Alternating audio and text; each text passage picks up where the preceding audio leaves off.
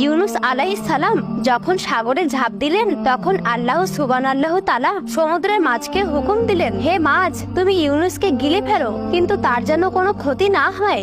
যখন ওই মাছ ইউনুস নবীকে গিলে ফেলে সমুদ্রের তলদেশে চলে যায়, তখন ইউনুস আলাইহিস সালাম মাছের পেটের ভেতর থেকে অদ্ভুত এক আওয়াজ শুনতে পেলেন। যখন তিনি মনে মনে ভাবছিলেন এটা কি হচ্ছে, তখন আল্লাহ সুবহানাল্লাহু তাআলা বললেন, সাগরের প্রাণীরা আমার জিকির করছে।